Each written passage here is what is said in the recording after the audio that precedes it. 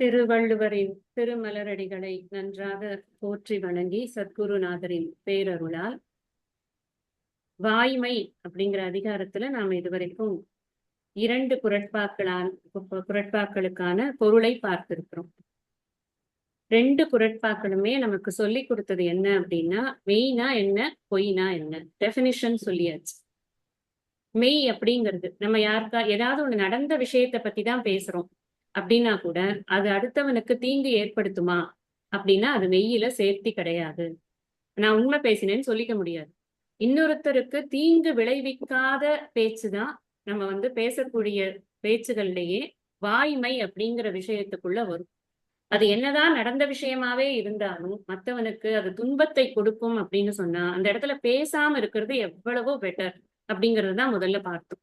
அதே சமயத்துல ஒரு நடக்காத விஷயத்தை பத்தி நம்ம பேசுறோம். ஆனா அப்படி பேசும் பொழுது அதை கேட்கக்கூடியவங்களுக்கு ஏதோ ஒரு வகையில் அது ஒரு நிம்மதியை நன்மையை கொடுக்கும் அப்படின்னு சொன்னா அப்ப அது வாய்மை அப்படிங்கிற டெபினிஷனுக்குள்ளதான் அது வருது அப்படின்னு. இது ரொம்ப சூக்ஷ்மமான விஷயம். வாய்மைனா உண்மை பேசுறது அப்படிங்கிறது இல்லாம இந்த மெய் என்பது என்ன அப்படிங்கிறதுக்கே 2 விதமாக அதை பிரித்து நமக்கு காட்டியிருக்கிறார்கள் பரிமேலழகரும் சரி திருவள்ளுவர் காட்டியதை பரிமேலழகர் அழகாக நமக்கு எடுத்து கூறுறார். அதே மாதிரி பொய்க்கு என்ன டெபினிஷன் அதை நம்ம அடுத்த குறள்ல பார்த்தாச்சு. பொய்ங்கிறது என்ன, நீ நடக்காத ஒரு விஷயத்தை சொல்ற அப்படிங்கிறது தான் பொய். அதுவுமே ஒரு நன்மையும் இல்லை அதை சொல்றதுனால, சும்மா நம்ம வாய்க்கு வந்ததை அடிச்சு விடுறது. அதனால யாரும் எதையும் அதனால யாருக்கும் எந்த ஒரு பிரயோஜனமும் இருக்க போறது கிடையாது வாழ்க்கையில. அவன் முன்னுக்கு வருவானா, அவனுக்கு மோட்டிவேஷனா இருக்குமா, அவன் அதனால ஏதாவது தன்னுடைய வாழ்க்கையோட போக்க மாத்திக்க முடியுமா, அப்படி எந்த ஒரு பிரயோஜனமும் இல்லாம சும்மா வாய்க்கு வந்ததை அடிச்சு விடுறதுங்கிறது இருக்கு இல்லையா, அது பொய். அந்த பொய்யை நாம சொல்லக்கூடாது. அந்த பொய்ய சொல்லிட்டு அப்புறம் அது வாய்மை இடத்தன்னு நம்ம சொல்றதுக்கு நம்மளுக்கு அதுக்கு அருகதையே கிடையாது. அதே மாதிரி நடந்ததே ஒரு விஷயம் இருக்கு அப்படின்னா கூட இந்த முதல் குறள்ல சொன்னதுக்கு ஆப்போசிட். நடந்ததே ஒரு விஷயத்த நம்ம சொல்றோம்னா கூட அடுத்தவனுக்கு தீங்கு ஏற்படும்னு சொன்னா அதை நாம சொன்னோம்னா அது பொய்ங்கிறதுலதான் சேருமே ஒழிய அது மெய்ங்கிறதுல சேராது. அப்ப இந்த பொய்னா என்ன மெய்னா என்னன்னு நமக்கு கிளியரா தெரியறது இல்லையா. நடந்த விஷயத்தை சொல்லும் பொழுது அது தீங்கு ஏற்படாமல் இருக்கிறதா என்று பார்த்து சொல். நடக்காத விஷயத்தை சொல்லும் பொழுது நன்மை ஏற்படுமா என்று பார்த்து சொல். சிம்பிளா புரிஞ்சுக்கலாம், அவ்வளவுதான். நம்ம சொல்றதே 2 விஷயம் தான், ஒண்ணு நடந்தது இல்லைன்னா நடக்காதது. நடக்காததுங்கிறதுல நம்மளோட கற்பனை கலந்துருக்கு. இந்த கற்பனையை நீ கலக்கும் பொழுது நன்மை தரக்கூடியதா இருந்தா கலந்துக்கோ, பிரச்சனை இல்லை. ஆனா அது நன்மை தராது அப்படின்னு சொன்னா அது பொய் தான். அது நம்ம இந்த 2வது குறளை எடுத்து வைத்துக் கொண்டு வாய்க்கு வந்ததையெல்லாம் பேசிட்டு அதுக்கப்புறம் அதை சொல்லியிருக்காரு திருவள்ளுவர், பொய்மையும் வாய்மை இடத்த குறை தீர்ந்த நன்மை பயக்கும் எனின். இந்த குறை தீர்ந்த நன்மைங்கிறதுக்கு தான் இத்தனை விளக்கம். சென்ற வகுப்பு பூராவுமே நம்ம அதை பத்தி தான் சிந்திச்சிருக்கோம். வாய்மை அப்படிங்கிறதுல இதுதான் ரொம்ப முக்கியமான விஷயம். இப்ப 3வது குறள் நம்ம படிக்கணும். இந்த 1 2 இது 2 படிச்சதுக்கு அப்புறம் நம்ம மனசுக்கு எது பொய் எது மெய்ன்னு தெரியுமா தெரியாதா? நிச்சயமா தெரியும். நம்ம பேசும் போதே இதெல்லாம் படிக்கலனாலுமே நம்ம ஒரு வார்த்தை பேசுறச்சே அது நடந்ததா நடக்காததா, அதுல என் கற்பனை இருக்கிறதா இல்லையா, இதெல்லாம் எனக்கு தெரியாதா? என் மனசை தாண்டி ஒரு வாக்கு வந்துட முடியுமா? முதல்ல ஃபார்ம் ஆறதே எண்ணங்களாத்தான் ஃபார்ம் ஆறுது. இந்த எண்ணங்களுக்கு அப்புறம் தான் அது சொல், அதுக்கப்புறமா தான் அது செயல். அதனால மனசுதான் எங்கேயுமே ஆரம்பிக்கிற இடம். திரும்ப திரும்ப நாம இந்த விஷயத்த பார்த்து கொண்டே வருகிறோம். இந்த என்டையர் அறத்துப்பால் முழுக்க நம்ம ஒரு விஷயத்த தொடர்ந்து சிந்திச்சிருக்கோம் அப்படின்னு சொன்னா அது மனசை எப்படி வச்சுக்கிறது அப்படிங்கிறதுக்குத்தான் நமக்கு பயிற்சி கொடுக்கப்படுகிறது. இன்னொருத்தரோட மனசு இல்ல, நம்மளோட மனசு. இன்னொருத்தரோட மனசை நம்மளால மாத்தவே முடியாது. மனசுன்னு இல்ல, எந்த விஷயத்தையும் நம்மளால மாத்த முடியாது. ஆனா ஒரு இடத்துல நமக்கு சக்தி இருக்கு, அது நம்மளோட மனசு. அந்த நம்மளோட மனசை மாத்துற சக்தி நமக்கு இருக்கிறதுனாலதான் அறம் என்பதே இங்கு போதிக்கப்படுகிறது. இல்லைன்னா அறத்துக்கே வேலையே இல்லை இல்லையா. எதுக்கு அறம் சொல்லணும்? அறம் சொல்றதுக்கு ரீசனே என்னன்னா, உன்னை முதல்ல திருத்திக்கோப்பா. இதை வச்சு நீ உன்னை திருத்தி கொண்டேன்னா அதுக்கப்புறம் இந்த என்டையர் சொசைட்டியும் ஒருத்தரா ஒரு விளக்கால இன்னொரு விளக்கு ஏற்றப்படும். நான் இப்படி எல்லாம் படிச்சிருக்கேன், இதெல்லாம் இருக்கு, இதெல்லாம் நம்ம பண்ணக்கூடாது அப்படின்னு ஒருத்தர் சொன்னா அந்த ஒருத்தர் மூலமா இன்னொருத்தர், அந்த ஒருத்தர் மூலமா இன்னொருத்தர்னு நிச்சயமா இது ஒரு தொடர் சங்கிலியாக மாறும் இல்லையா. அந்த மனசை திருத்துறதுங்கிறது தான் நமக்கு முக்கியமான பணியாக இந்த அறத்துப்பால் முழுவதுமாக நம்ம பார்த்து கொண்டு 3வது குறளுக்குள்ள போறோம். தன் நெஞ்சறிவது பொய்யற்க பொய்த்த பின் தன் நெஞ்சே தன்னை சுடும். இதுக்கு பெரிய விளக்கம் அப்படின்னு உங்களுக்கு பதவுரை சொல்லணும்னு அவசியம் இல்லை. ஏன்னா தெரியும் எல்லா வார்த்தைகளும் நமக்கு ரொம்ப புரியக்கூடிய வார்த்தைகளாத்தான் இருக்கு. என்னுடைய மனம் அறிவதை இன்னொருத்தருடைய மனம் தெரியாம இருக்கு அப்படிங்கறதுனால நான் பொய்த்து பேச முடியுமா? அதுதான் இங்க டாபிக். எனக்கு மனசுக்கு நல்லா தெரியறது இது பொய் அப்படின்னு. நான் அதை வந்து பண்ணக்கூடாதுன்னு எனக்கு தெரியறது. ஒரு எந்த விஷயமுமே எடுத்துக்கோங்க, ஒரு பேசக்கூடிய விஷயமோ இல்ல சிந்திக்கக்கூடிய விஷயமோ இல்ல செயல்படுத்தக்கூடிய விஷயமோ எதுவாகவே இருந்தாலும் என் மனசுக்கு நல்லா தெரியறது, இது தப்பு, இது பொய், இது பண்ணக்கூடாது அப்படின்னு எனக்கு தெரியறது. ஆனா நான் அது இன்னொருத்தருக்கு தெரியாது. இன்னும் இது வரைக்கும் அவருக்கு இந்த நான் யாரோட டிரான்சாக்ட் பண்றேனோ அவங்களுக்கு இது வரைக்கும் தெரியாது.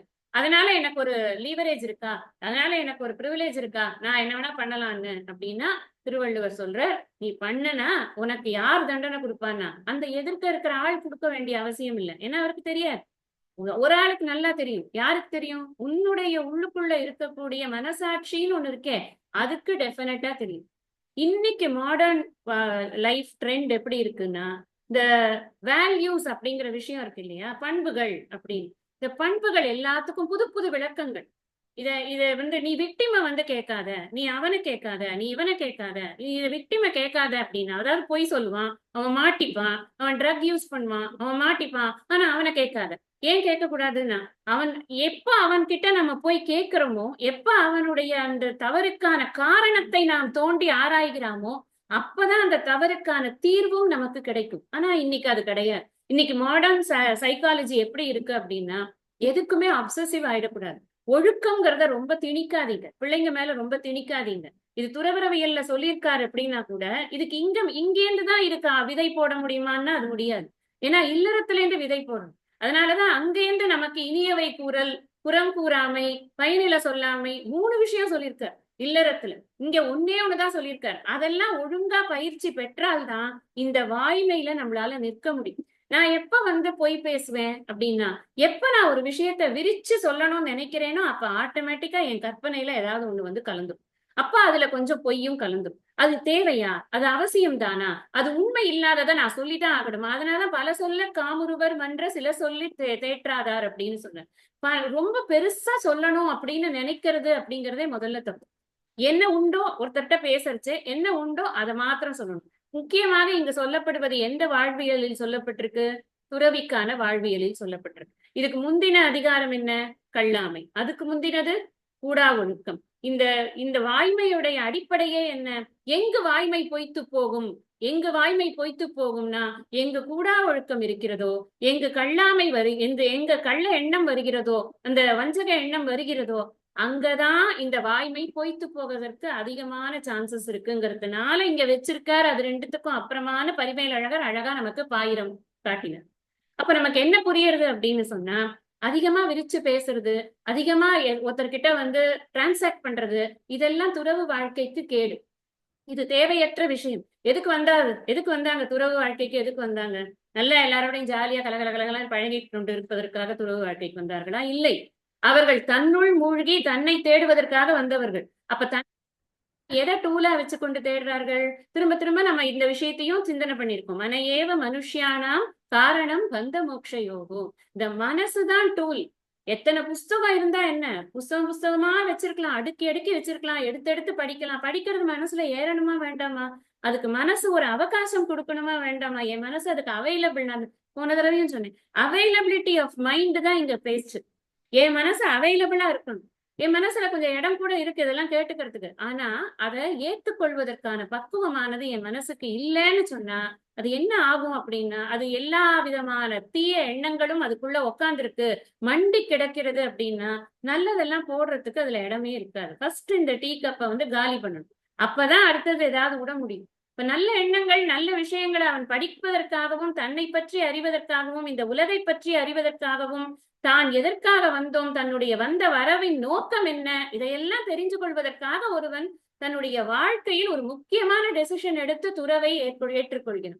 அந்த துறவு வாழ்க்கையில கொண்டு வந்து நீ வந்து உனக்கு மனசுக்கு தெரிஞ்சே பொய் பேசிக் கொண்டிருந்தாய் அப்படின்னு சொன்னா, அடுத்தவர்களை ஏமாற்றி கொண்டிருந்தாய், வஞ்சக எண்ணத்தோடு நீ பழகி கொண்டிருந்தாய், மற்றவன் ஒரு இயலாத சூழ்நிலையில் வரும் பொழுது அவனை ஏமாற்றி நம்ம போன கல்லாமையில பார்த்தோம்ல, பொச்சாவார். அவன் எங்கேயான வந்து மறந்து போவானா, தன்னை மறந்து நம்ம கிட்ட ஏதாவது குடுத்துட மாட்டானா அப்படின்னு நீ அவனை ஏமாத்தணும்னு நினைச்சியானா, உன்கிட்ட இல்லாத பவர்ஸ இருக்கிற மாதிரி நீ ஒரு இது பண்ணி ஒரு எக்ஸிபிட் பண்ணி நீ அவனை ஏமாத்தினியானா, அதனால என்ன ஆகும்னா, எதுவும் பெருசா வெளியில தெரிய போறது இல்ல. ஆனா தன் நெஞ்சே தன்னை சுடும். திரும்ப திரும்ப குத்தி குத்தி குத்தி காமித்து கொண்டே இருக்கும். அதனால என்ன ஆகும்? மன அமைதி கெட்டுப்போம். இந்த மன அமைதி கெட்டு போனால் அது எந்த ஒரு செயலிலும் நம்மால நிம்மதியா ஈடுபடவே முடியாது. இல்லறத்தானுக்கு தான் அந்த மன அமைதி கெடும் அப்படிங்கிறது இல்ல. துறவரத்தில் சரியான ஒழுக்க விதிகளோட நம்ம இல்லைன்னு சொன்னா வெளியில வேணா நல்லா இருக்கலாம். நம்மளோட இதெல்லாம் நல்லா இருக்கலாம், ட்ரெஸ்ஸிங்லாம் நல்லா இருக்கலாம், ரொம்ப பயசா காமிச்சுக்கலாம். ஆனா உள்ளுக்குள்ள அந்த குத்தல் இருந்து கொண்டேதான் இருக்கும். கூடா ஒழுக்கத்துல பார்த்தோம் நம்ம. புறங்குன்றி கண்டனையரேனும் அகங்குன்றி மூக்கில் கரியார் உடைத்து. வெளியில எவ்வளவு பெரிய இது இருந்தா என்ன, உள்ள அவன் சரியில்லைன்னு சொன்னா அவனுக்கு தெரியுமே. அதுதான் தன்னெஞ்சு அறிவது பொய்யற்க. உனக்கு தெரிந்து நீ ஒரு தவறை செய்யாதே. அப்படி செய்தா என்றால் முதல்ல உனக்கு வரப்போற பிரச்சனை அது ஆறாலன்னா முன்னாலேயேதான், வேற யாரும் கிடையாது. இன்னொருத்தர் வந்து நமக்கு எதிரியா ஆகவே வேண்டியதில்லை. நம்மளே நமக்கு சொந்தமா எதிரியா இருக்கும். காரணம் என்ன? காரணம் என்னுடைய ஹிருதயத்துக்குள்ள மூன்றாவது குறள், கடவுள் வாழ்த்து மூன்றாவது குறள் என்ன படிச்சிருக்கோம்? மலர் மிசை ஏகினான். அந்த மலர் மிசை ஏகினான் அப்படிங்கிறவன் எப்பயோ ஒரு சமயத்துக்கு வருவான். அது வரைக்கும் அவன் தூங்கிட்டு இருப்பான். பத்மநாபன் மாதிரி ஜாலியா அவன் வந்து பார்க்கடல்ல படுத்துட்டு இருப்பான். அப்படி இல்ல. அப்படி அவன் ஏகினான் இல்ல. அங்க மலர் மிசை ஏகினானுக்கு நம்ம என்ன வந்து விளக்கம் பார்த்தோம்? உள்ளத்தில் உணர்வு ரூபமாக இறைவன் இருக்கிறார். வெறும் ஒரு சிலையா உட்கார்ந்து இருக்குல்ல, ஏதோ ஒரு போட்டோவை நம்ம வந்து இப்ப மனசுல கொண்டு வந்து வச்சிருக்கோம் அப்படி கிடையாது. அதுல உணர்வு ரூபமாக இருக்கிறார். உணர்வு எல்லா இடங்களிலும் உணர்த்தக்கூடியது. நம்மோட உணர்வு ரூபமாக இருக்கிற காரணத்தினால என்னுடைய ஒவ்வொரு எண்ணத்திற்கும் அது அங்கே சாட்சியாக இருந்து கொண்டிருக்கிறது. அதனால எனக்கு என்ன ஆகும் அப்படின்னு சொன்னா, என்னுடைய பொய்யான நடவடிக்கைகள், இது பொய் பேசுறது மாத்திரம் இல்லை, பொய்யான நடவடிக்கைகள். நான் வந்து ரொம்ப இவர் இவர் ரொம்ப மதிக்கத்தக்கவர், இவர் இப்படியெல்லாம் இவருக்கு ஒழுக்க நெறிகள்லாம் கடைபிடிக்கிறாருன்னு 4 பேர் நினைக்கிற மாதிரி நான் வெளியில எல்லா காரியத்தையும் பண்ணிட்டு உள்ளுக்குள்ள வெறும் அழுக்கு பாஷாண்டமா இருக்கேன்னு வச்சுக்கோங்க. அழுக்குன்னா மேல் அழுக்கு இல்ல, உள்ளுக்குள்ள அவ்வளவு அழுக்கு இருக்கு. எல்லார பத்தியும் எனக்கு ஒப்பீனியன்ஸ் இருக்கு. எல்லார் மேலேயும் எனக்கு கிரட்ஜஸ் இருக்கு. நான் எப்படி இந்த தவத்தை பண்ண முடியும்? பண்ணவே முடியாது. என் மனசு கொஞ்சம் கூட அவைலபிளாவே இருக்காது. அப்படி அவைலபிளா இல்லாத மனதை வைத்துக்கொண்டு நான் எந்த சாஸ்திரமும் படிக்க முடியாது. திருக்குறளை நிச்சயமாக படிக்கவே முடியாது. ஒரு குறள் படிச்சு அதோட ஒரு அர்த்தம் நமக்கு உள்ள போகணும்னாலே அந்த மனசு முதல்ல அவைலபிளா இருக்கும். நீங்களே யோசிச்சு பாருங்க. ரொம்ப இதுவா இருக்கு, டர்புலன்ஸ் ஜாஸ்தியா இருக்கு, ஏதேதோ சிந்தனைகள் மனசுல ஓடுறது, என்னென்னமோ பிரச்சனைகள் ஓடுறது. அந்த சமயத்துல நான் திருக்குறள் படிக்கிறேன்னு உட்கார்ந்தீங்கன்னா கூட படிக்க முடியாது. தமிழ் தான் படிக்க முடியும். கண்ணு பாக்குறது, வாய் பேசுறது, எல்லா வார்த்தைகளும் எனக்கு தெரியறது, சொற்களுக்கான பொருள் கூட எனக்கு தெரிகிறது. ஆனால் என் மனதில் அந்த பொருள் நிலைக்காது. அதுதான் அந்த மனசனுடைய ஒரு பரம விசேஷமான இது என்னன்னா அதுதான். அதனால என்ன சொல்றார்? ஆட்டோ சஜஸ்ட் பண்ணிக்கோ. நான் இது மாதிரி பண்ணக்கூடாது. நான் என்னுடைய மனசே என்னை காயப்படுத்தி விடும், என்னை முன்னேறாமல் தடுத்து விடும். ஹரந்தி பிரசவம் வனக, நம்ம இதுல பார்த்தோம், கீதையில பார்த்தோம். என்ன பண்றது இந்த இந்திரியங்கள் அனைத்தும் அப்படின்னா, இந்த மனசை பிடிச்சு இழுக்கிறது. அப்படியே ஒவ்வொரு இடங்கள்லயும் நான் இதை அனுபவின்னு கொடுத்து இழுக்கிறது. அதனால என்ன ஆகுதுன்னா, ஒவ்வொன்றுத்துக்காகவும் நான் ஒவ்வொரு விதமாக என்னுடைய வேஷத்தை மாற்றிக்கொண்டே இருக்கிறேன். இப்ப நான் ஒருத்தர்கிட்ட நான் இதுவா இருக்கேன், ரிலிஜியஸா காமிக்கிறேன், ஒருத்தர்கிட்ட நான் வந்து ரொம்ப வெளிப்புறமாக என்னோட புற நோக்கு உடையவனாக என்னை காண்பித்துக் ஏன்னா எல்லா சொசைட்டிலயும் நான் அக்செப்ட் ஆகணும். நான் இங்கேயும் அக்செப்ட் ஆகணும், அங்கேயும் அக்செப்ட் ஆகணும், எல்லாரும் என்னை ஏத்துக்கணும். அது முடியுமா? முடியவே முடியாது. ஒரு இடத்துலதான் நம்மளால கான்சென்ட்ரேட் பண்ண முடியும். அந்த நான் ஆன்மீகத்தில் தான் போகணும் என்று டிசைட் பண்ணிட்டேன்னா அதுக்கு என்ன வாழ்க்கை முறையோ அந்த வாழ்க்கை முறையை மெய்யாக நான் கடைபிடிக்க வேண்டும் அப்படின்னு சொன்னா என்னுடைய வாழ்க்கை முறை மெய்யாக இருக்கணும். அது ரொம்ப முக்கியம். அதுக்குதான் தன்னெஞ்சறிவது பொய்யற்க அப்படின்னு சொல்ற. இதை வெளியில காமிக்க முடியுமா? நான் வெளியில பார்த்தேன்னா எனக்கு என்ன, 2 கண்ணு, 2 காது, 2 கை, இதெல்லாம் தான் இருக்கு. ஒரு ஒரு உருவம் தானே தெரியும். என் உள்ளுக்குள்ள என்ன ஓடுறதுன்னு தெரியாது தானே. அதனால என்ன சொல்றாருன்னா, இது நீ உனக்குள்ளேயே பண்ண வேண்டிய எக்ஸசைஸ் அப்பா. நீ இன்ட்ரோஸ்பெக்ஷன் நிறைய பண்ணணும் அப்படின்னு சொல்ற. அதனால நம்ம மனசு எச்சரிக்கை. இந்த மனசு நெஞ்சுதான் சாட்சி. நமக்கு வெளியில இருக்கக்கூடிய சாட்சிகள் எல்லாம் ஒரு நாளைக்கு மறைஞ்சு போயிடும். அந்த சாட்சிகள் இல்லாம கூட போயிடும். அந்த சாட்சிகள்னால நமக்கு எந்த ஒரு பிரயோஜனமும் கூட இருக்காது வாழ்க்கைக்கு. ஆனா உள்ளுக்குள்ள இந்த மனசு இருக்கே, அது ஒரு மனசாட்சிங்கிறது எந்த சூழ்நிலையிலும் நம்மை அந்த வெளியில நம்ம ஒரு கேஸே நடக்கிறது, நம்ம ஏதோ தப்பு பண்ணிட்டோம், அந்த கேஸ்ல இருந்து நம்ம வெளியில வந்துட்டோம், அதெல்லாம் முடிஞ்சு போச்சுன்னா கூட நம்மள சும்மா விடுவாது. நீ அன்னைக்கு அப்படி சொன்னியே, நீ அன்னைக்கு இப்படி சொன்னியேன்னு நம்மள போட்டு புடுங்கி எடுத்துட்டே இருக்கு. நம்ம இந்த சரீரம் போகிற வரைக்கும் இந்த மனசு உள்ள இருந்து கொண்டு நமக்கு அந்த தொல்லையை கொடுத்து கொண்டேதான் இருக்கும். அதனால இந்த இது ரொம்ப முக்கியமான குறள், எல்லாரும் கோட் பண்ற குறள். இதை சரியா புரிந்து கொள்ள வேண்டும் என்றால் முதல் 2 குறட்பாக்களில் உள்ள பொய் என்றால் என்ன, மெய் என்றால் என்ன என்பதை சரியாக புரிந்து கொண்டால் அந்த பொய்யையும் அந்த மெய்யையும் நாம சரியான விதத்துல கையாளறதுக்கு நமக்கு தெரியும். அதுக்குதான் இதுல சொல்லியிருக்கு. நம்ம ராமகிருஷ்ண பரமஹம்சரோட அப்பா க்ஷுதிராம்னு அவருடைய பேர். நல்ல வசதியாக வாழ்ந்து கொண்டிருந்தவர்கள். ஒரு ஓவர் நைட்ல அவங்களுக்கு எல்லா செல்வமும் போயிடுது. என்ன ரீசன்? அவர்கள் ஒரு வழக்குல பொய் சாட்சி சொல்றதுக்கு அவரை கூப்பிட்டாங்க. முடியாதுன்னுட்டார். அந்த பொய் சாட்சி அவருக்கு ஒரு மினிட் தான் ஆக போறது. போய் அந்த ஜட்ஜு முன்னாடி ஆமா அப்படின்னு சொல்லிட்டு வந்தாச்சுன்னா முடிஞ்சது. அவங்களுக்கு சார்பா தீர்ப்பாயிடும். இவருக்கும் ஒண்ணுமே பிரச்சனை இருக்காது.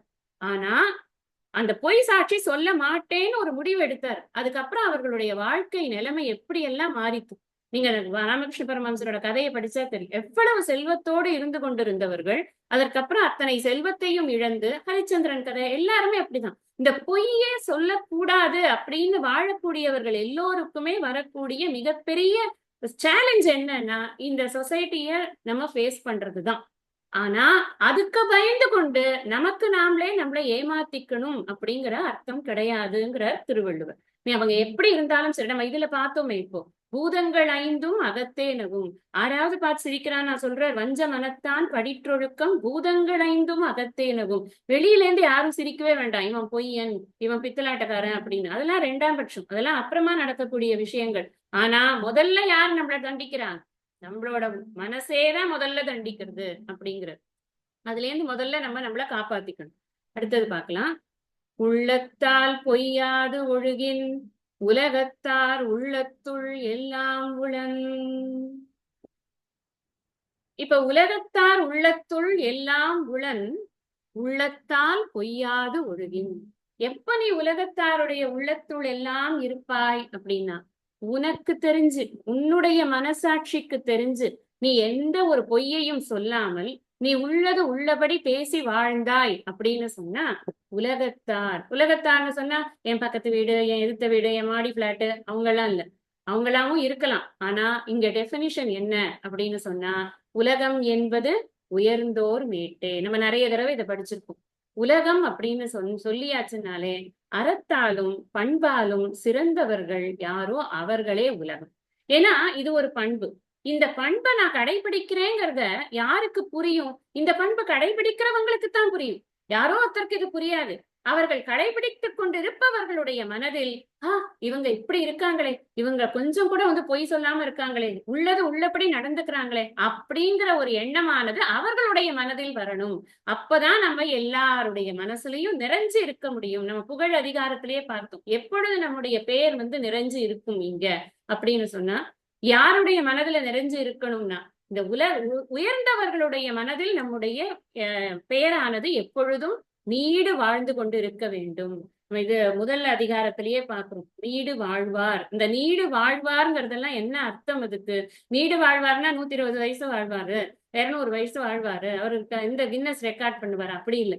அவர்களுடைய பூத உடல் மறைந்தாலும் புகழ் உடம்பானது எப்பொழுதும் இருந்து கொண்டிருக்கும். அது எல்லோருடைய மனதிலும் எப்பொழுதும் நிறைந்து இருந்து கொண்டிருக்கும். அப்படி இங்க பொய்யாத ஒழுகின் அப்படின்னு சொன்னா பொய் பேசாம இருக்கிறவங்க அப்படின்னு மட்டும் அர்த்தம் இல்ல, உண்மையை சரியாக பேசுபவர்கள். நம்ம முதல் குறள்ல சொன்னது மாதிரி மெய்யை சரியாக பேசக்கூடியவர் யார்? ஏன்னா அவங்களுக்கு மட்டும்தான் அதனுடைய பயன் என்னன்னு தெரியும்.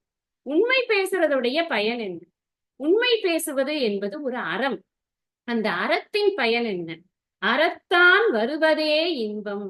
நம்ம இதுல அரண் வலியுறுத்தல்ல பாக்கணும். வேற ஏதாவது இன்பம் அது நிலைச்சு நிற்குமா? நிச்சயமாக இருக்காது. நம்ம ஏதாவது ஒரு குவிக் இது வரணும், நமக்கு ஒரு புகழ் வரணும்னு நினைச்சு ஏதாவது ஒரு தப்பு பண்றோம்னு வச்சுக்கோங்களேன். அந்த தப்புனால குவிக்கா புகழ் வரலாம், மேபி, தெரியாது. ஆனா அது வந்த வேகத்திலேயே மறுபடியும் போயிடும். அதுதான் நம்ம பார்த்தோம், அளவிறந்து கெடும் அப்படின்னு. எதுல? வெள்ளாமையில பார்த்தோம். எப்போ வேகமா நமக்கு வருதோ அவ்வளவு வேகமா நமக்கு பாவத்தையும் பழியையும் வேற விட்டுட்டு போகும். அரண் வலியுறுத்தல்ல நம்ம கடைசியா பார்த்தது என்னது? செயற்பாலதோறும் அரணே, ஒருவர்க்கு உயர்ப்பாலதோறும் பழி. பழிங்கிற விஷயம் மட்டும் நம்மளுடைய வாழ்க்கையில வரக்கூடாது. அது பழிங்கிறது என்னது? இவ்வுலகில் இப்பொழுது நாம இருக்கும் பொழுது நம்மை உயர்ந்தவர்கள், நல்ல பண்பாளர்கள், இப்படி ஒரு வாழ்க்கையா வாழ்ந்து கொண்டிருக்கிறாய் நீ அப்படின்னு கேட்கக்கூடிய அளவுக்கு நம்முடைய வாழ்க்கையானது இருக்கக்கூடாது. அப்படிப்பட்ட ஒரு பழி ஏற்படாமல் என்ன செய்யணும்னா, செயற்பாலதோறும் அரணே, எப்பொழுது பார்த்தாலும் நீ அறத்தை மாத்திரமே கடைபிடித்துக் கொண்டிருக்க வேண்டும், பெரியவர்கள் எல்லாம் மெச்சும்படியாக நாம் வாழ வேண்டும் அப்படின்னு சொல்றாரு. இப்ப பொய் அப்படிங்கிறதே சுவாமிஜி 3 வகையா பண்ணுவாங்க அப்படின்னு சொல்லுவார். என்ன அப்படின்னா, செயலால பொய் பேசுறது. அது எப்படி? பொய்யாத வேஷம் போட்டுக்கிறது. இப்ப நம்ம இதுல பார்த்தோம், புறங்குன்றி கண்டனையரேனும் அகங்குன்றி மூக்கில் கரியார் உடைத்து பார்த்தோம் இல்லையா? வெளியில வேஷம் நல்லா இன்னொரு அடுத்த குறளே பார்த்தோம், மனத்தது மாசு ஆக மாண்டார் நீராடி மறைத்தது ஒழுகு மாந்தர் பலர். நல்ல கிளீனா ட்ரெஸ் பண்ணிருக்காரு, நிறைய அந்த இந்த சின்னங்கள் எல்லாம், ஆன்மீக சின்னங்கள் எல்லாம் கரெக்டா போட்டிருக்காரு, உடம்பு பூரா எத்தனை நம்பர் இருக்கோ அத்தனை நம்பரும் போட்டாச்சு, நல்ல ஆடையெல்லாம் ரொம்ப நல்ல நீட்டா உடுத்திருக்காரு, எல்லாம் இருக்கு அவர்கிட்ட. இந்த துறவுக்கு ஏத்த ஒரு ஒரு பர்சனாலிட்டி நல்லா இருக்கு. ஆனா செயல் எப்படி இருக்குன்னா, அது கொஞ்சம் கூட சம்பந்தம் இல்லாம, இதுதான் செயலால் பொய்யாக இருப்பது அப்படிங்கிறது. சொல்லால் பொய்யாக இருப்பது அப்படிங்கிறது நமக்கு தெரியும். ஒண்ணு நடக்காத விஷயத்த நடந்தது மாதிரி கற்பனை பண்ணி சொல்றதுதான் சொல்லால் பொய்யாக இருப்பது. அதே மாதிரி மனசால பொய்யாக இருப்பது அப்படிங்கிறது என்ன அப்படின்னா, உள்ளத்தால் பொய்யாது ஒழுகின்னு சொன்னார் இல்லையா? மனசுல ஒரு வஞ்சனையான எண்ணமானது இருந்திருக்கு அப்படின்னு சொன்னா அது மனதால பொய்யாக நடந்து கொள்வது அப்படின்னு அர்த்தம். இப்ப மனத்தோடு உள்ளத்தால் பொய்யாது ஒழுகின் உலகத்தார் உள்ளத்துள் எல்லாம் உளன்னா, இந்த உலகத்தார் உள்ளத்துள் எல்லாம் நாம் இருக்கும் பொழுது 2 பெனிஃபிட் கிடைக்கிறது. ஒண்ணு நமக்கு பழி ஏற்படுவதில்லை, நாம் தீயவர்கள் அப்படிங்கிற அடையாளம் இல்லை, நல்லவர்கள் அப்படிங்கிற அடையாளம் கிடைக்கிறது. அதனால நமக்கு ஒரு புகழ் ஏற்படுகிறது, ஒரு நிம்மதி ஏற்படுகிறது, மனசுக்கு கொஞ்சம் சந்தோஷமா இருக்கு. இது எல்லாத்தையுமே இம்மை பயன் அப்படிங்கிற பரிமேலழகர். இது மாத்திரமல்ல, நாம் இவர்களுடைய நன்மதிப்பை பெற்ற காரணத்தினால நமக்கு ஏற்படக்கூடிய அந்த புண்ணியமானது மறுமைக்கும் நமக்கு வித்தாக இருக்கிறது. நல்ல ஒரு வாழ்க்கையானது நமக்கு மறுமையில்னு சொன்னா என்ன?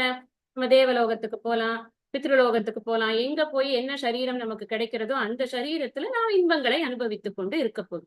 அதனால 2 பெனிஃபிட் இதுல இருக்கு அப்படிங்கிறார் பரிமேலழகர். அடுத்தது பார்க்கலாம். மனத்தொடு வாய்மை மொழியின் தவத்தொடு தானம் செய்வாரின் தலை. மனத்தொடு வாய்மை மொழி. இப்ப பாருங்க, நீங்க கொஞ்சம் ஊன்றி பார்த்தீங்க அப்படின்னு சொன்னா 93, 293, 94, 95 இந்த 3மே இது எதை சென்டர் பண்ணி வருது அப்படின்னு பாருங்க. மனசைத்தான் சென்டர் பண்ணி வருது. நான் முன்னாடியே சொல்றது அதனாலதான். மனசுக்குத்தான் இங்க அதிகமான முக்கியத்துவம் கொடுக்கிற காரணத்தினால ஒன்ஸ் நமக்கு ஒரு வேல்யூவை பத்தி தெரிஞ்சாச்சு, பொய் என்றால் என்ன, மெய் என்றால் என்னன்னு தெரிஞ்சாச்சுன்னா அதை கடைபிடிக்க வேண்டிய முக்கியமான கருவியாக நமக்கு இருக்கக்கூடியது மனம். அந்த மனசுக்கு என்னெல்லாம் நீ பண்ணணும் அப்படிங்கிறதுதான் இங்க. தன்னெஞ்சு அறிவது பொய் இருக்க, முதல்ல மனசுக்கு மனசுக்கு பொய்ன்னு தெரிஞ்ச விஷயத்த நீ பேசாதப்பா. அத நீ மனசுக்கு சரியில்லைன்னு தெரிஞ்ச விஷயத்த நீ நடந்துக்காத. அந்த விஷயத்துல நீ உன்னுடைய இஷ்டம் போல நீ நடந்துக்காத. அந்த மனதை ஏமாற்ற நினைக்காத. ஏன்னா மனம் எப்பொழுதும் விழிப்போடு இருந்து கொண்டிருக்கிறது அப்படிங்கிறத சொன்ன. அடுத்தது, உன்னுடைய மனசுக்கு தெரிஞ்சு உள்ளத்தால் பொய்யாமல் நீ இருந்தாய் என்றால், முதல்ல சொன்னதுக்கு நெக்ஸ்ட் ஸ்டெப், நீ அந்த மாதிரி பண்ணிட்ட அப்படின்னா, மனசுக்கு தெரிஞ்சு நீ தப்பு பண்ணல அப்படின்னு சொன்னா, அப்ப நீ எல்லாருடைய மனதிலும் எப்பொழுதும் இருந்து கொண்டு இருக்கலாம். இன் அதர் வேர்ட்ஸ், நீ உனக்கு புகழ் என்பது நிரந்தரமாக இருக்கும். இப்பவும் என்ன சொல்றார்? 3வது, மனத்தோடு வாய்மை மொழியின். நீ எப்பொழுதும் இந்த இடத்துல வாய்மை அப்படின்னு சொன்னா உள்ளதை உள்ளவாறு பேசுவது, நடந்ததை அப்படியே சொல்றது. அங்கேயும் நீங்க ஒரு கிளாஸ் போட்டுக்கோங்க. நடந்ததை அப்படியே சொல்றேன் அப்படிங்கிறதுனால அது தீமை தரக்கூடியதாக இருக்கக்கூடாது. அந்த ஃபர்ஸ்ட் குறளோட டெபினிஷனை விட்டுறவே கூடாது. மனம் ஒன்றி சொல்லணும். அதாவது ஏதோ சொல்ல சொன்னாங்கப்பா, உண்மை பேசணுங்கிறாங்க, அதுக்காக நான் கொஞ்சம் உண்மையா இருக்கேன், அவ்வளவுதான். எனக்கெல்லாம் அதெல்லாம் ஒண்ணும் பெரிய அந்த வேல்யூல எல்லாம் பெருசா இன்ட்ரெஸ்ட் இல்ல. ஏதோ அப்படி இல்லைன்னா நம்மள எல்லாரும் இதுவா ஒதுக்கி வச்சிருவாங்க, அந்த இதுல சத்சங்கத்துல இருக்க முடியாது, அதுக்காக வேண்டி இருக்கேன். ஆனா என்னை விட்டனா நான் நல்லா கதை கட்டுவேன் தெரியுமா அப்படின்னு நினைத்து கொண்டு நாம ஐயோ பேசணுமேன்னு போய் உண்மையை பேசாதப்பா. மனம் ஒன்றி மனத்தொடு அப்படிங்கிற இந்த மனத்தோட வாய்மை அப்படின்னு சொன்னா அப்ப நம்ம என்ன சொல்றோம்? சின்சியாரிட்டியை பத்தி நிறைய பேசுறோம். சின்சியாரிட்டி அப்படிங்கிறது ஒரு அம்மாவா இருக்கியா, சின்சியர் அம்மாவா இரு. ஒரு ஒரு கம்பெனில ஒர்க் பண்றியா, சின்சியரான ஒரு எம்ப்ளாயியா இரு. ஒரு கம்பெனியை நிர்வகிக்கிறியா, சின்சியரான ஒரு ஆண்டர்பிரனரா இரு. நீ ஒரு சிட்டிசனா, சின்சியரா இரு. இந்த சின்சியர்னு சொன்னா என்ன அர்த்தம் அதுக்கு அப்படின்னா, இந்த ரூல்ஸ் என்னவோ, அந்தந்த இடத்துக்கு தகுந்த ரூல்ஸ் என்னவோ அதை கரெக்டா ஃபாலோ பண்ணு. இங்க சொல்லியிருக்கிறது துறவரவியல், மறந்துடாதீங்க. துறவுக்கேற்ற ரூல்ஸை கரெக்டா ஃபாலோ பண்ணணும். இதேதான் எல்லாருக்குமே. இப்ப நாம எல்லாரும் துறவிகளா, உட்கார்ந்து படித்துக் கொண்டிருக்கிறவள் எல்லாரும் துறவிகளா, துறவை ஏற்றுக்கொண்டிருக்கிறோமா? இல்லை. ஆனால் நாம இதை படிக்கிறோமே, இதுல நமக்கும் அப்ளிகேஷன் இருக்கா இல்லையா? நிச்சயமாக இருக்கிறது. மனசு எல்லாருக்கும் ஒண்ணுதானே. நான் நாளைக்கு துறவி ஆகலாம், ஆகாமல் போகலாம். நம்ம இது பேரை படிக்கிறோம் கீதையில. நான் நிஷ்காம கர்மயோகம் பண்ணி நான் ஆந்திர சந்நியாசத்தோடு நான் இந்த இல்வாழ்க்கையிலேயே முக்தியை பெற முடியும். ஆனால் அதற்கெல்லாமே கூட என்னுடைய மனமானது எனக்கு மிகவும் உறுதுணையாக இருக்க வேண்டுமா இல்லையா? அதனால மனசுங்கிறது ரொம்ப முக்கியம் அப்படிங்கிறது.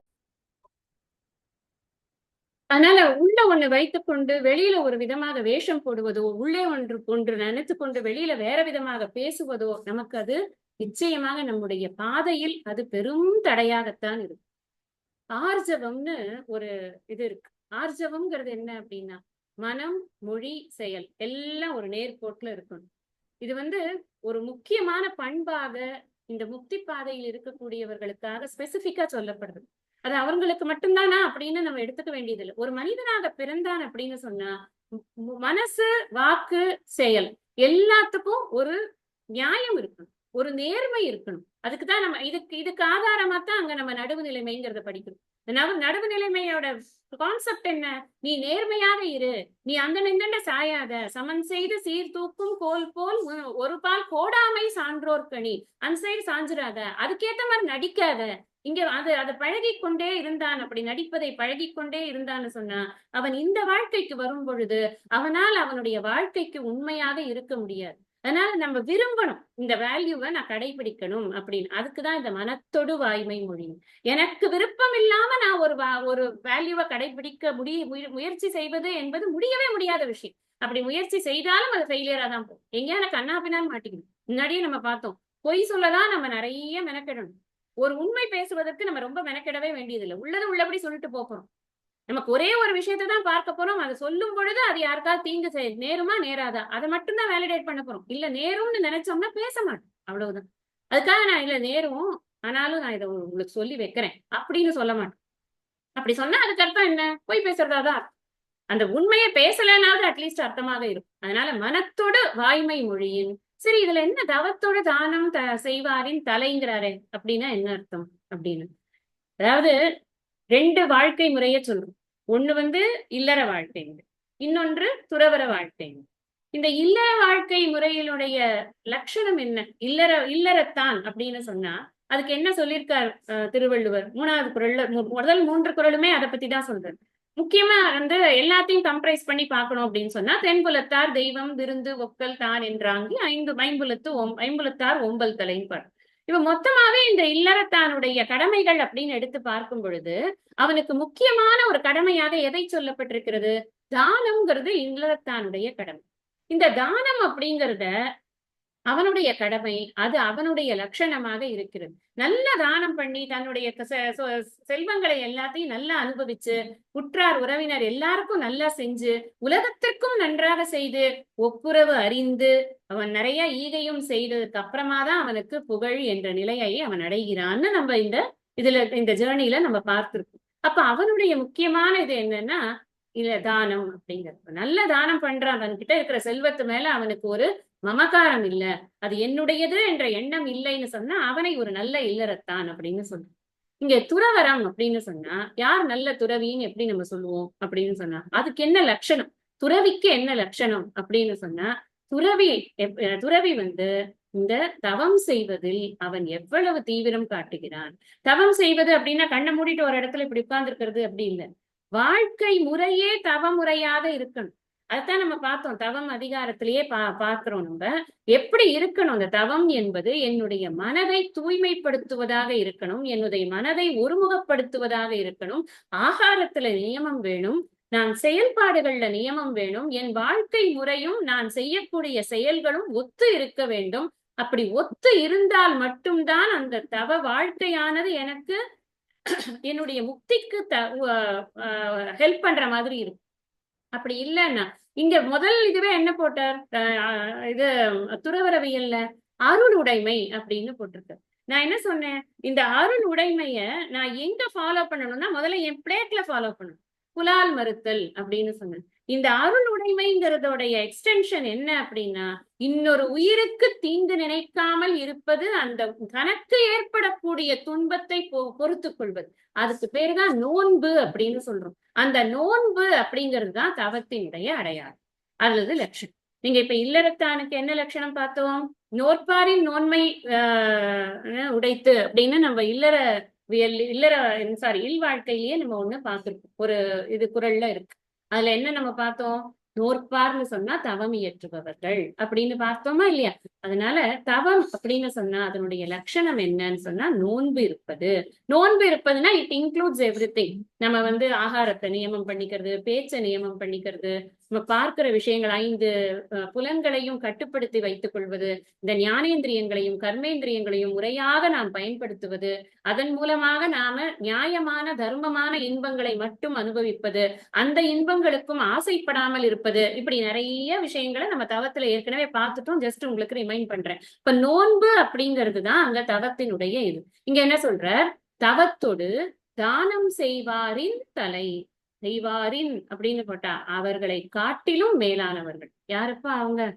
தவம் பண்றவர்களை காட்டிலும், தானம் பண்றவர்களை காட்டிலும், எல்லார காட்டிலும் மேலானவன் யாருன்னா மனத்தோடு வாய்மை மொழியின். நீ பேசுற பேச்சு இருக்கே, அது உண்மை பேசுறன்னா நீ இன்வால்வ் ஆகி அதை பேசு, சின்சியரா இருப்பா. என்ன பண்றியோ அதுக்கு சின்சியாரிட்டி ஜாஸ்தி வேணும். அதைத்தான் இந்த குறள்ல நமக்கு சொல்லி கொடுக்க வர திருவள்ளுவர். அடுத்தது பார்க்கலாம். பொய்யாமை அன்ன புகழ் இல்லை, எய்யாமை எல்லாரமும் தரும்.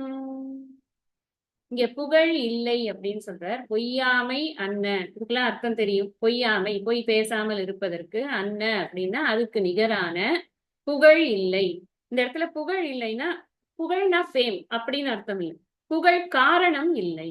ஒருத்தனுக்கு புகழ் வரணும் அப்படின்னு சொன்னா அதுக்கு ஏதாவது ஒரு காரணம் இருக்கும் இல்லையா? என்னென்ன காரணத்தினால வரும்? நமக்கு பணத்தினால வரும், பதவியினால வரும், படிப்புனால வரும், குணங்களால வரும், இப்படி பல காரணங்கள். பரம்பரையினால கூட வரும், இல்ல ஏதாவது ஒரு கட்சியில இருந்தோம்னா கட்சியினால வரும். ஏதோ ஒரு காரணம் ஒரு மனிதனுக்கு புகழ் அப்படிங்கிறது. அந்த புகழுக்கான காரணம் இருக்கு இல்லையா?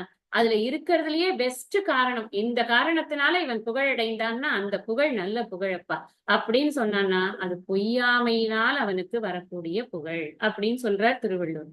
அது ஏன் அப்படி? அப்படி என்ன ஸ்பெஷாலிட்டி அப்படின்னா அது அடுத்தது சொல்ற.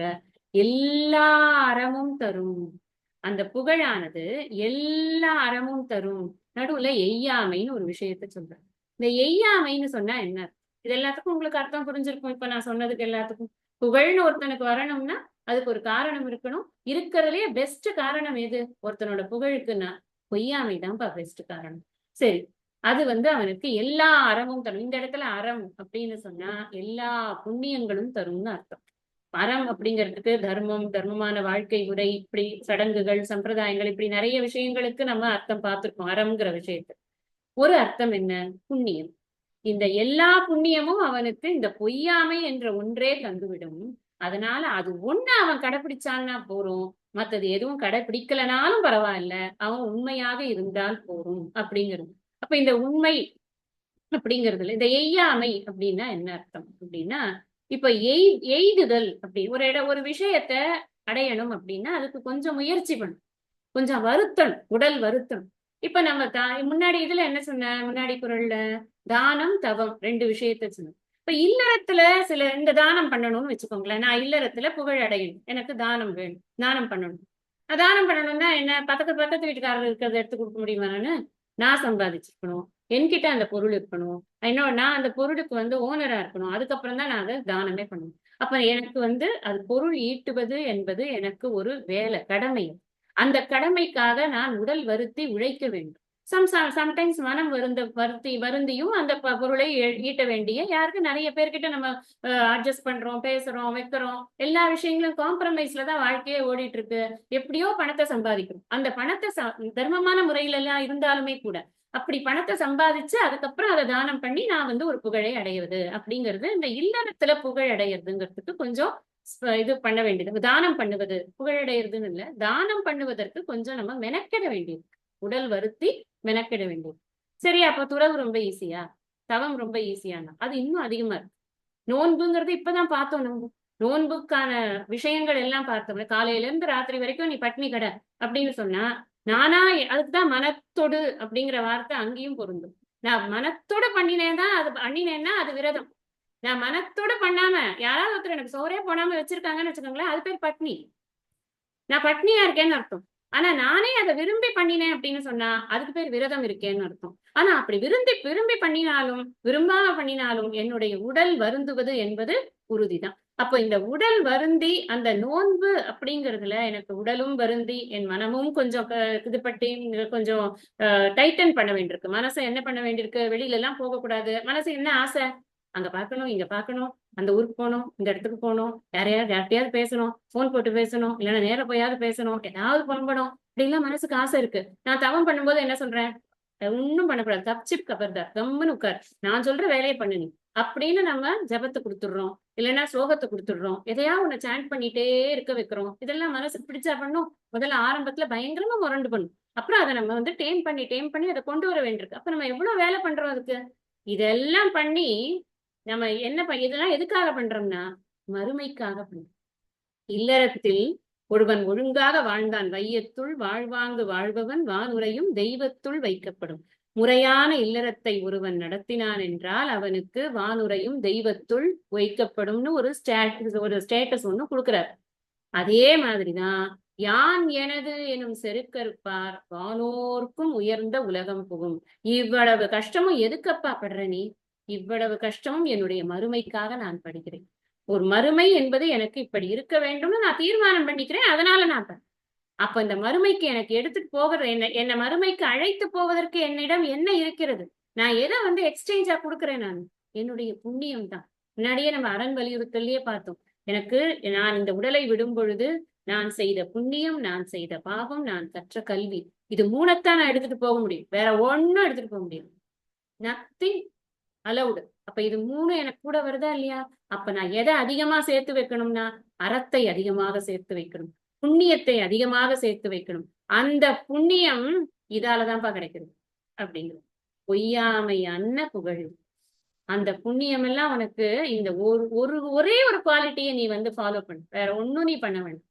இது வந்து இம்மை பயன் வந்து புகழ், மறுமை பயன் வந்து புண்ணியம் அனுபவிக்கிறது. இது எல்லா இடங்கள்லயும் நீங்க போட்டு பார்க்கணும். நம்ம பர்சனல் ஹேபிட்ஸ்ல இருந்து ஆரம்பிச்சு மத்தவங்க, நான் வந்து காத்தால எத்தனை மணிக்கு எழுந்துக்கிறேன், நான் தினம் இதெல்லாம் படிக்கிறேன், நான் தினம் இதெல்லாம் பாராயணம் பண்றேன், இன்னொருத்தர்கிட்ட கொண்டு போய் சொல்றதுக்காக இல்லை. நான் தன்னெஞ்சறிவது பொய் இருக்கேன், எனக்கு நான் சொல்லிக்கிறேன். நான் ஒரு டைம் டேபிள் போடுறேன், இதெல்லாம் நான் இன்னைக்கு பண்றேன், என்னுடைய அற வாழ்க்கைக்காக நான் இந்த காரியங்கள் எல்லாம் பண்றேன். ஃபர்ஸ்ட் நான் யாருக்கு உண்மையா இருக்கணும், தன் நெஞ்சே தன்னை சுடுங்கிறதுனால எனக்கு தான் நான் உண்மையா இருக்கணும். அப்ப இதுக்கு பேர் தான் இன்டெகிரிட்டி. முதல்ல நான் சொன்னேன் சின்சியாரிட்டி பத்தி பேசணும், இப்ப இன்டெகிரிட்டியை பத்தி சொல்றேன். எங்கேயோ யாருக்கோ பண்றது இல்லப்பா, உனக்கு நீ வந்து உண்மையாக இருக்கணும். அது உனக்கு நீ எவ்வளவு தூரத்திற்கு உண்மையா உன்னுடைய பர்சனல் ஹேபிட்ஸ்ல இருந்து, சாப்பிடுற ஹேபிட்ஸ்ல இருந்து, நான் வெளியில போக வர ஹேபிட்ஸ்ல இருந்து, யாரோட பேசுகிறேன், யாரிடம் என்ன பேசுகிறேன், அதனோட ஹேபிட்ஸ்ல இருந்து எவ்வளவு பேசுகிறேன், எதை பற்றி பேசுகிறேன், எல்லாத்துலயும் எனக்கு ஒரு ரேஷனிங் இருக்கணும். அது இருந்து இதெல்லாம் பண்ணினாதான் இந்த வாழ்க்கை முறைக்கு வந்து அது சூட் ஆகும். இல்லைன்னு வச்சுக்கோங்களேன், நமக்கு என்ன தோணுதோ எப்படி தோணுதோ அப்படி வாழணும் அப்படின்னா அது எதுக்கு? நம்ம அறம் பொருள் இன்பம் வீடு என்பதுதான் நம்முடைய புருஷார்த்தம்னு சாஸ்திரம் எல்லாம் சொல்லி இருக்கிற போது அதை பத்தி எனக்கு லட்சியமே இல்லைன்னு போகக்கூடியவர்களை பற்றி இங்க பேச்சு இல்லை. யாருக்கு அந்த லட்சியம் இருக்கிறதோ அவர்கள் தான் இந்த பாதையில வரும். இந்த பாதையில வரும் பொழுது ரொம்ப ரொம்ப முக்கியமானது என்ன அப்படின்னா, எனக்கு நான் பொய்யா இருக்கக்கூடாது, எனக்கு நான் ரொம்ப முக்கியமா உண்மையாக இருந்துதான் ஆக வேண்டும். ஏன்னா இல்லைன்னா என்னுடைய பாதை வந்து இதுவா போயிடும், டைவர்ட் ஆகி டயக்னஸ் ஆயிடும். நம்ம யாரை வந்து உதாரணமா எடுத்துக்கணும்? இப்ப இருக்கிற சினிமா எல்லாம் பார்க்க கூடாது. இப்ப இருக்கிற சினிமா எல்லாம் எதை காமிக்கிறது? ஹீரோ வந்து கெட்டவன், கெட்டவன் தான் நல்லவன். ஏன்னா கெட்டவன் வந்து ஒரு வீர தீர செயல் செய்யறான். நாம என்னத்தெல்லாம் வீர வீரம் சொல்லிட்டு இருக்கோம்? முப்புறம் எரித்தவன் அவன் தான் வீரன்னு நம்ம பேசிக்கொண்டிருக்கிறோம். நஞ்சை உண்டவன் அவன் வீரன்னு நம்ம பேசிக்கொண்டிருக்கோம். நம்ம பேசுற வீரம் எல்லாம் வேற. நம்ம பேசுற வீரம் எல்லாம் அந்த வீரத்தினால மற்றவர்களுக்கு நன்மை செய்கிறார் அப்படின்ற வீரத்தை நம்ம போற்றி புகழ்ந்து கொண்டிருக்கிறோம். ஆனால் இன்று அப்படி இல்லை. இந்த எப்படி இருக்கு அப்படின்னா, யாருக்கெல்லாம் எல்லாருக்கும் நல்லா தைரியமா கெடுதல் பண்ண முடியறதா? அவன் வீரன். அப்படி இல்லை. அப்ப அவன் செஞ்சாலுமே கூட ஒரு நாள் அவனுடைய உள் மனசு வந்து அவனை குத்தி கொதறி அவனை நாசம் பண்ணிப்போம். ஏன்னா மனசுக்கு தெரியும், மனசு வந்து எங்கேயும் வந்து இது ஆகவே முடியாது, பொல்யூட் ஆகவே முடியாது. நாம தான் கொடுத்து கொடுத்து பொல்யூட் பண்ணி கொண்டிருக்கோம். கொடுக்காம ஒரு நிமிஷம் வச்சுட்டீங்கன்னு வச்சுக்கோங்களேன், மனசு கேட்கிற கேள்விகளுக்கு நம்மளால பதில் சொல்ல முடியாது. இதனாலதான் நிறைய பேரால தனியா இருக்கவே முடியாது. இதுதான் உண்மை. இதுதான் நிறைய பேருக்கு தனியா இருக்க முடியாததுக்கு காரணம் என்னன்னா, அப்ப ஒரு மணி நேரம் தனியா இருந்தாச்சுன்னு சொன்னா உள்ள எழற கேள்விகளுக்கு பதில் என்பது கிடைக்காது. உடனே என்ன ஆகும் மனசு? சரி, இதை எப்படியாவது நம்ம டைவர்ட் பண்ணணும்ட்டு ஒரு டிவியை போடும், இல்ல ஒரு புக் எடுக்கும், இல்ல ஒரு போன் எடுக்கும், என்னத்தையாவது ஒண்ணு பண்ணி மனசை மாத்தி விட்டு. உள்ள அவ்வளவு உண்மை இருக்கிறது. நம்ம அதை பாக்குறதுக்கு கத்துக்கணும். அதனாலதான் சொல்றாரு, இந்த இந்த பொய்யாமை அப்படிங்கறத நீ எவ்வளவு ஒரு இன்டெகிரிட்டியோட நீ பிராக்டிஸ் பண்றியோ அவ்வளவு தூரத்துக்கு உனக்கு அதுவே எல்லா அறத்தையும் தரக்கூடியதாக இருக்கிறது அப்படின்னு. இயற்பகை நாயனாரோட கதையும் நமக்கு எல்லாருக்கும் தெரியும். ஒரு வாக்குதான் சொன்னார், உனக்கு கேட்கறத கொடுக்குறேன் அப்படின்னாரு. பொண்டாட்டியை கொடுன்னுட்டார், கொடுத்து விட்டார். அவர் எப்படி வந்து அது இயல்பாக செய்யக்கூடிய ஒரு விஷயத்திலிருந்து மாறி செய்கிறான் அப்படிங்கிறதுனால ஊரே துரத்திட்டு வந்தது. அவர் வாக்கு, என்னுடைய வாக்கு, நான் கொடுக்கக்கூடிய வாக்கு, அந்த வாக்குக்கு நான் முதல்ல உண்மையா இருக்கணும். என்னுடைய எண்ணத்திற்கு நான் உண்மையாக இருக்கணும். என்னுடைய செயல்பாடுகளுக்கு நான் உண்மையாக இருக்கணும். இதெல்லாம் ரொம்ப முக்கியம். அடுத்தது பார்க்கலாம். பொய்யாமை பொய்யாமை ஆற்றின் அறம் பிற செய்யாமை செய்யாமை நன்று. இங்க வந்து இந்த அடுக்கு சொற்களை போட்டிருக்காரு. பொய்யாமை பொய்யாமை ஆற்றின். இதுக்கு ஒரு ஒரு ஒரு வகையில இதற்கான பதவுரைகள் இருக்கு. பரிமேலழகர் இன்னொன்னும் சொல்றார். நம்ம ரெண்டுமே பார்ப்போம். பொய்யாமை பொய்யாமை ஆற்றின். முதல் பொய்யாமை அப்படிங்கிறது பொய் பேசாத பண்பை அப்படின்னு. இரண்டாவது பொய்யாமை அப்படிங்கிறது அதை பொய்த்து போகாத வண்ணம். அதாவது அப்படின்னா என்ன அர்த்தம்? டபுள் நெகட்டிவ் போட்டா என்ன? பொய் பேசாம இருக்கிறது அந்த பண்பை பொய்த்து போகாத வண்ணம் அப்படின்னு சொன்னா உண்மை பேசுவான்னு. ரெண்டு நெகட்டிவ் போட்டாச்சுன்னா அப்போ அதுக்கு ஆப்போசிட் மீனிங் நமக்கு கிடைக்கும். அவன் பொய் பேச மாட்டான் அப்படிங்கறத பொய்யாக்காம இருக்கிறது அப்படின்னா என்ன அர்த்தம்? உண்மை பேசுவான். ஆற்றின் அப்படி செய்தான் என்றால் கடைபிடிப்பானே. ஆனால் இந்த ஆற்றின் அப்படின்னு போட்டாலே அவனுக்கு கஷ்டம்னு தெரிஞ்சு வச்சுட்டு தான் போடுறாரு பாரு வள்ளுவர். அது ரொம்ப ஈஸி கிடையாது, அவனுக்கு கஷ்டம்தான். ஆனாலும் அவன் முன்னாடி எல்லாம் சொன்னோமே, இவ்வளவு கஷ்டப்பட்டாக்கும் அதை பண்ணிட்டான்னு சொன்னாக்க அவனுக்கு என்னன்னா, அறம் பிற செய்யாமை, பிற அறம் செய்யாமை செய்யாமை நன்று. அவன் மற்ற ஏதாவது ஒரு அறத்தை, புண்ணிய செயல்களை, புண்ணியத்தை செய்யறதுக்கு எத்தனையோ வழி இருக்கே. புண்ணியம் சேர்க்கறதுக்கு கோவிலுக்கு போலாம், தானம் பண்ணலாம், நிறைய பேருக்கு நம்மளால முடிஞ்ச உதவிகள்லாம் செய்யலாம், நிறைய ஸ்லோகங்கள்லாம் சொல்லலாம், பூஜை பண்ணலாம், எது வேணா பண்ணலாம். எல்லாத்துக்கும் புண்ணியம் தானே வரப்போறது. அப்படி பிற அறங்கள் எதுவுமே செய்யாமை செய்யாமை நன்று. செய்யாமல் இருந்தாலும் அந்த செய்யாமல் இருப்பது என்பது நல்லதே ஆகும். ஏன்னா ஒரு டோஸ் உடனே க்ளோஸ்னு ஒரே ஒரு அறத்தை நீ கடைபிடித்தால் போதும். இந்த பொய்யாமை என்ற ஒரு அறத்தை நீ கடைபிடித்தால் அதுவே போதுமானது அப்படிங்கிற இவர் சொல்றார் பரிமேலழகர். இந்த முதல்ல பொய்யாமை பொய்யாமை ஆற்றின் அப்படின்னு போட்டிருக்காரு. அது வந்து இடைவிடாமல் அதை செய்வது அப்படிங்கிறத குறிப்பதற்காக அதை சொல்கிறார் அப்படிங்கிற. இடைவிடாமல் அந்த பொய்யாமை அப்படிங்கிறத பொய்த்து போகாத வண்ணம் அவன் செய்து கொண்டே இருக்கிறான். நான் என்ன அர்த்தம்னா, அது ஏன் வந்து ரெண்டு வார்த்தை கூட கூட போட்டார் அப்படின்னா, அடுக்குமொழி எதுக்கு போட்டார்னா அதனுடைய அவசியத்தை உணர்த்துவதற்காக அவர் போட்டிருக்கிறார். கொஞ்சம் கூட கேப்பே விடக்கூடாது. நான் நேத்திக்கு பொய் சொன்னேன், இன்னைக்கு நான் வந்து பொய் பேச மாட்டேன், இன்னைக்கு வந்து மண்டே, அதனால நான் எதுவும் பொய் பேச மாட்டேன், டியூஸ்டே வென்ஸ்டே பரவாயில்லப்பா கொஞ்சம் ஏதாவது சொல்லிக்கலாம், அப்படி கிடையாது. இடைவிடாமல் நாளும் பொழுதும் எந்த விஷயமாய இருந்தாலும் அதுல நான் என் நெஞ்சுக்கரிய நான் எந்த விதமான பொய்யையும் சொல்ல மாட்டேன் அப்படிங்கிறத யார் ஒருத்தன் உறுதியா கடைபிடிக்கிறானோ, அந்த செய்யாமை ஏன் 2 வாட்டி போட்டார்னா, அந்த செய்யவே வேண்டாம்ப்பா அப்படிங்கிறத உறுதியாக சொல்வதற்காக அதை போடுகிறார்னு பரிமேலழகர் சொல். ஏன்னா மித்த அறங்கள்லாம் செய்ய முற்படும் பொழுது ஏதாவது ஒரு தப்பு வரும். ஒரு ஒரு காரியம் பண்ணோம்னாலே கர்மா அப்படின்னாலே அதுல தோஷம்ங்கிறது நிறைஞ்சுதான் இருக்கும். ஏதாவது ஒரு கர்மா, எந்த கர்மம், ஒரு ஒரு ஹோமம் பண்றோம் அப்படின்னு அதனாலதான் நம்ம இந்த க்ஷமா பிரார்த்தனை எல்லாம் வச்சிருக்காங்க. நான் மந்திரஹீனம் பண்ணிட்டேன்னா, கிரியாஹீனம் பண்ணிட்டேன்னா, அப்புறம் திரவியஹீனம் பண்ணிட்டேன், திரவிய லோபம் பண்ணிட்டேன்னா, மந்திர லோபம், இந்த கிரியா லோபம், இதுக்கெல்லாம் நான் பண்ணிட்டேன்னா நீ எனக்கு க்ஷமா பண்ணு அப்படின்னு எல்லாத்தையும் முடிச்சதுக்கு அப்புறமா இறைவனிடம் நாம வேண்டிக்கிறோம். ஒரு மந்திரத்தின் மூலமாக நம்ம அதை வேண்டிக்கிறோம். ஏன் வேண்டிக்கிறோம்? ஏன்னா நம்மள அறியாம வந்துரும். ஏதாவது ஒரு சமைத்து போடுவோம், அது கூட ஏதாவது ஒரு பூச்சியும் சேர்ந்து விடும். இல்ல நாம நாம நினைச்சிருப்போம் கடைக்காரன் அந்த சமைத்தை தான் கொடுத்தான்னு, அவன் வேற சமைத்து எடுத்து கொடுத்திருப்பான், தெரியவே தெரியாது, தப்புன்னு நம்ம அதை போட்டிருப்போம். எப்படி வேணா நடக்கலாம். நமக்கு நம்ம ஹோமத்தில் சேர்க்கக்கூடிய விஷயங்கள்ல தப்பு இருக்கலாம். ஏதாவது ஒண்ணு இருக்கா, மந்திரம் நமக்கே வாய் பிறழ்ந்து போகலாம்.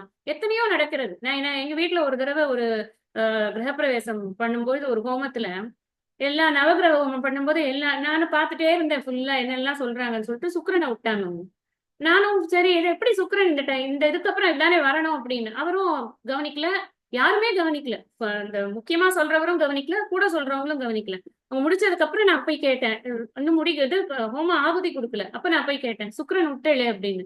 அப்புறமா சரி சுக்கிரனுக்கு சொல்றேன்னு சொல்லிட்டு மறுபடியும் சொன்னாங்க. எதுக்கு சொல்றேன்னா, மனசு தானே, மனசு எங்கேயோ இருந்ததுன்னா இங்க இருக்காது, இங்க வேலையில இருக்காது, மனசு ஹீனமாயிடும், அது லோபம் ஏற்படும். அது ஏற்பட்டா நமக்கு அது காரியம்னு வந்தாலே அதுல ஏதாவது ஒண்ணு வரும், ஏதாவது ஒரு குறை வரும். இப்ப கிளாஸ்ன்னு எடுத்துட்டாலே ஏதாவது ஒரு விஷயத்த நான் விட்டுருக்கலாம். நான் அப்புறம் முடிஞ்சதுக்கு அப்புறம் நினைப்பேன், ஆஹா இதை சொல்லாம போச்சு, சரி பரவாயில்ல அடுத்த கிளாஸ் சொல்லுவோம். அப்படிதான் நடக்கும். அதாவது காரியம்னு வந்தா அதுல ஏதாவது ஒரு லோபம் ஒண்ணு ஏற்படத்தான் ஏற்படும், ஒரு தவறு ஒன்று ஏற்படத்தான் ஏற்படும். அதைப்படி அது நம்ம தவிர்க்க முடியாது. ஆனா இவர் என்ன சொல்றாருன்னா, அது மாதிரி எல்லாம் மற்ற அறங்கள்ல எல்லாம் ஏதாவது குறை நிறைகள் இருந்தாலுமேப்பா, பொய்யாமைங்கிற ஒரு அறத்தை நீ தப்பே இல்லாம பண்ணிட்டேனாக்க எல்லா அறமும் தரக்கூடிய அந்த புண்ணியத்தை உனக்கு இந்த பொய்யாமை என்ற ஒரு அறமே தந்துவிடும். அப்ப அந்த பொய்யாமைங்கிறது அவ்வளவு பவர்ஃபுல்லா இருக்கு அப்படிங்கிறது. இது ரொம்ப எதுக்குன்னா, கொஞ்சம் இதை அதிகப்படுத்தி சொன்னாதான் அதை ஃபாலோ பண்ண முடியும். நமக்கே தெரியும் ரொம்ப கஷ்டம் ஃபாலோ பண்றது. சின்ன சின்ன அல்ப விஷயத்துக்கெல்லாம் நம்ம வாழ்க்கையில ஏதாவது ஒரு பொய் சொல்ல வேண்டியதா போயிடுறது. சம்டைம்ஸ் நம்ம ஏதாவது ஒரு இடத்துக்கு போக வேண்டி இருக்கு, வர முடியலன்னா அதுக்கெல்லாம் நம்ம சில்லியா எவ்வளவோ பொய் சொல்றோமா இல்லையா? அதெல்லாம் நம்ம பொய்மையும் வாய்மை எடுத்தால போட்டு அந்த டப்பால போட்டுருவோம். But what ever it is, ஆனா சொல்லாம இருக்க முடியறதா, அதுதான் நம்மளோட சேலஞ்ச். சொல்லாம தான் இருக்கணும். எதுவா இருந்தாலும் உள்ளது உள்ளபடி சொல்லி, நமக்கு சில சமயம் நம்ம சில விஷயங்களை சொல்றதுக்கு தயங்குவோம். ஐயோ அவங்களுக்கு ஏதாவது மனசு வருத்தம் வரப்போறதேன்னு. ஆனா வருத்தம் வராத அளவுக்கு சொல்றதுக்கு நமக்கு தெரியணும். அது ஒரு கலை, அதை கத்துக்கணும். நம்மளுக்கு உண்மையை சொல்லணும் அப்படிங்கிற போது மற்றவர்களை வருத்தப்படாத அளவுக்கு அந்த உண்மையை அவர்களிடம் கொண்டு சேர்ப்பது அப்படிங்கிறது நம்மளோட சேலஞ்சு. அதை நாம தான் கஷ்டப்பட்டு அதை கடைபிடித்து ஆகணும் அப்படிங்கறத நம்ம தெரிஞ்சுக்கணும். அடுத்தது புறந்தூய்மை நீரான் அமையும் அகந்தூய்மை வாய்மையால் காணப்படும். நமக்கு தெரிஞ்சதுதான் புறந்தூய்மை அப்படின்னு என்ன, உடம்ப தூய்மையா வச்சுக்கிறது. இந்த உடலில் மாசுகள் நீங்குவது அப்படிங்கிறது எதனால அமையிறது அப்படின்னா நீரால அமையுது. நல்லா சோப்பு போட்டு குளிச்சா உடம்பு கிளீனா இருக்கு. மனசு என்ன பண்றது? மனசு தூய்மை வாய்மையால் காணப்படும் அப்படிங்கிறது. காணப்படும்னு போட்டிருக்க, முன்னாடி அமையும்னு போட்டிருக்க. காணுவது அப்படிங்கிறது யார் காண்றது? அந்த வாய்மையால் காணப்படும்னா யார் காண்றது? அதை நான் தான் காண்றேன். அதனாலதான் அந்த முன்னாடி போட்டார், தன் நெஞ்சு அறிவது பொய்யற்க. என்னுடைய நெஞ்சமானது அதை பார்த்து கொண்டிருக்கிறது.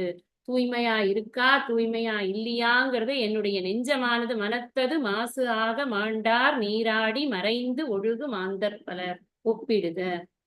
நான் வெளியில நல்லா கிளீன் அண்ட் நீட் அண்ட் டைடியா இருக்கிறது எனக்கு முக்கியம் இல்லை, அது முக்கியம்தான். ஆனா அந்த அளவுக்கு உள்ளேயும் கிளீன் நீட் டைடி இருந்துதான் ஆகணும் அப்படிங்கிறது. ஒரு இல்லறத்தானுக்கு புற தூய்மை அகத்தூய்மை எவ்வளவு இருக்குங்கிறத பாக்குறாங்களோ இல்லையோ, புற தூய்மையை பார்த்துதான் அவனுக்கு மதிப்பு. ஒரு இடத்துக்கு போறான், ஒரு கம்பெனிக்கு போறான், ஏதோ ஒரு வேலைக்கு போறான்னா ஒழுங்கா ட்ரெஸ் பண்ணிட்டு போலன்னா மதிப்பாங்களா யாராவது? வெளில போய் உட்காருன்றோம். அதுக்காகவாவது ஒரு டெக்கோரம்னு சொல்றோம் இல்லையா? இந்த காலத்துல டெக்கோரம்க்கு தகுந்த மாதிரி துறவிக்கு என்ன டெக்கோரம்? துறவி கிளீனா இருக்கணும், நீட்டா இருக்கணும், அதெல்லாம் இருக்கு, அதெல்லாம் இருக்காங்க. ஆனா துறவிக்கு டெக்கோரம் எங்க இருக்கு அப்படின்னா அகச்சுத்தத்தினால் தான் இருக்கிறது. வாக்கு ஒண்ணு, அவர்கள் சொல்வது பலிக்க வேண்டும் என்று சொன்னால் அந்த வாக்கில் ஒரு வாய்மை அப்படிங்கிறது இருந்துதான் ஆகணும். அதனால அகச்சுத்தம்ங்கிறது ரொம்ப ரொம்ப முக்கியம். இது அதனாலதான் ஆகாரங்களுக்கெல்லாம் கடுமையான நிபந்தனைகள் போட்டிருக்காங்க. இந்த துறவிகள் இதைத்தான் சாப்பிடணும், அவங்க இதை சாப்பிடக்கூடாது, நிறைய ஆகாரங்கள் அவர்களுக்கு தவிர்க்க சொல்லி இருக்கிறது. காரணம் என்ன? அந்த ஆகாரங்கள் மூலமாக அவர்களுடைய மனம் சஞ்சலப்படும். அந்த மன சஞ்சலமானது அவர்களை பொய் ஒழுக்கத்தில் ஈடுபடுத்தும். அப்ப அவங்களுக்கு வஞ்ச மனமானது ஏற்படும். இது எவ்வளவு கனெக்ஷன் பாருங்க. ஆகார சுத்தம் தான் நம்மளுடைய குணத்தை சுத்தப்படுத்தக்கூடியதாக இருக்கிறது. முன்னாடியே நிறைய தடவை சொல்லியிருக்கேன். அதனால சாப்பிடக்கூடிய விஷயங்கள்ல இருந்து ஆரம்பிச்சு உபயோகிக்கக்கூடிய ஒவ்வொரு விஷயத்திலும் அவர்கள் அந்த வாழ்க்கை முறைக்கு பயனுடையதாக இருக்கிறதான்னு பார்த்து பார்த்துத்தான் அவர்கள் அதை உபயோகிக்கணும். எந்த பொருள் கண்ணுக்கு உள்ள பொருட்கள், காதுக்குள்ள பொருட்கள், வாக்குக்கு இந்த வாய்க்குள்ள பொருட்கள், மூக்குக்குள்ள பொருட்கள், இந்த ஞானேந்திரிய சமாச்சாரங்கள் விஷயங்களோடு தொடர்பு கொள்ளும் பொழுது ரொம்ப ரொம்ப ரொம்ப கவனமாக இருக்க வேண்டும். அப்பதான் இந்த மனசானது சுத்தம் அப்படிங்கிறது. துறவிக்கு மன அழுக்குங்கிறது என்ன தெரியுமா? துறவிக்கு முதல்ல வரக்கூடிய மன அழுக்கு அகங்காரம். நான் அப்படிங்கிற எண்ணம் இருக்கே, நான் தான் இதை பண்ணேன், எனக்கு தான் இது தெரியுது அப்படிங்கறதெல்லாம் நமக்கு தெரிஞ்சு நம்ம அந்த ஒரு ஆட்டிடியூட் டெவலப் ஆச்சு அப்படின்னா. ஏன்னா இந்த இறுதியில என்ன சொல்றாரு அவர்? யான் எனது எனும் செருக்கறுப்பான் வானோர்க்கும் உயர்ந்த உலகம் போகும். முதல்ல அடிபடுறதே யான் தான். யான்னா என்ன? நான் அப்படிங்கிறது. நான்கிறது எதை குறிக்கிறது? நான் இந்த உடல் மனம் புத்தி என்று நினைத்துக் கொண்டு இந்த உடல் மனம் புத்திக்கே நான் வாழ்க்கை முழுவதும் நான் பிரயாசைப்பட்டுக் கொண்டிருக்கிறேன். இதற்கு ஒரு மரியாதை கிடைக்க வேண்டும். அது நீ அல்ல என்று என்பதுதான் நமக்கு இங்க பாடமே முக்கியமா. அப்ப இந்த யான்கிறது எங்க நிக்கிறதுனா அந்த அகங்காரம்ங்கிற இடத்துல நிக்கிறது. அதை நீக்காம அவனால மெய்யுணர்தல் அப்படிங்கிறது சாத்தியமே கிடையாது. நான் இந்த நான்கிறது இந்த உடல் மனம் புத்தியில இருக்கும் வரைக்கும், இந்த உடல் மனம் புத்தியோடு கூட இந்த உலகம் தொடர்பு கொண்டு இருக்கும் வரைக்கும், இந்த உலகத்தில் உள்ள அத்தனை விஷயங்களும் என்னை ஈர்த்து கொண்டேதான் இருக்கும். அந்த ஈர்ப்பிலிருந்து என்னால் வெளியே வரவே முடியாது. அப்ப நான்கிறத நான் மாத்தணும். நான்கிறது இந்த உடம்பு மனசு புத்தி அல்ல, இந்த அகங்காரம் என்பது அல்ல அப்படிங்கிறத நான் மாற்றிக்கொண்டேன் அப்படின்னு சொன்னாதான் இந்த உலகத்தோடு எனக்கு இருக்கக்கூடிய தொடர்பு குறையும், அப்புறம் அருந்தே போகும். இந்த உலகம் என்பது இங்க உயர்ந்தோர் மாட்டு கிடையாது. இங்க நான் சொல்ற உலகம் என்பது உலகில் உள்ள ஈர்க்கக்கூடிய அனைத்து விஷயங்களும் தான். அதனாலதான் முதல் விஷயமே என்னன்னா, நம்ம இதுல சத்யசாய் பாபாவோட இதுல முதல் விஷயமே என்ன? சத்தியம், தர்மம், பிரேமை, சாந்தி. அழகான 4 பில்லர்ஸ். அதுலதான் உன்னுடைய வாழ்க்கையானது நிலை பெற்றிருக்கணும் அப்படின்னு சத்தியம், தர்மம், பிரேமை, சாந்தின்னு சொல்லிருக்கு. இதெல்லாம் ஒன்னொன்னுத்துக்கும் தனித்தனியாக சேர்ந்தும் தனித்தனியாகவும் அதற்கு அழகான விளக்கங்கள் இருக்கு. சத்தியம் இருந்தாதான் தர்மத்தை கடைபிடிக்க முடியும். தர்மம் இருந்தாதான் அடுத்தவனுடைய கஷ்டங்கள் நமக்கு புரியும். அடுத்தவனுடைய கஷ்டங்களை தீர்க்க என்னால் ஓட முடியும் என்றால் தான் என் மனமானது சாந்தியாக இருக்கும். அந்த மனம் நம்ம இதுல பாக்குறோம், சாந்தி ஆப்னோதி நைஷ்டிகீம் அப்படின்னு பார்த்தோம் இல்லையா? எப்ப சாந்தி வருது அவனுக்கு? அந்த யுக்தமா இருக்கணும். அவன் he must be aware to all these things. சொசைட்டில என்ன நடக்கிறது, நான் இந்த சொசைட்டிக்கு எந்த அளவுக்கு பணி செய்ய முடிகிறது, என்னுடைய செயல்களின் மூலமாக பலனை எதிர்பார்க்காமல் என்னால் எப்படி பணி செய்ய முடிகிறது என்பதில் என் அறிவு பொருந்தி இருந்தால்தான் நான் அந்த சாந்தியை அடைய முடியும். இது சாந்திக்காகத்தானே இந்த துறவு வாழ்க்கை, வேற எதுக்கு இந்த துறவு வாழ்க்கை இல்லையா? அதனால இந்த புற தூய்மை அப்படிங்கிறது உடம்ப தூய்மையா வச்சுக்கிறது மட்டும் இங்க முக்கியம் இல்லை. மனசு தூய்மை ரொம்ப முக்கியம். யக்ஷ பிரஷ்னம் அப்படின்னு ஒரு இது இருக்கு மகாபாரதம். அதுல எது சுத்தம், ஸ்நானம்னா எது? சுத்தம் இல்லை. ஸ்நானம்னா எதுன்னு கேக்குறாரு.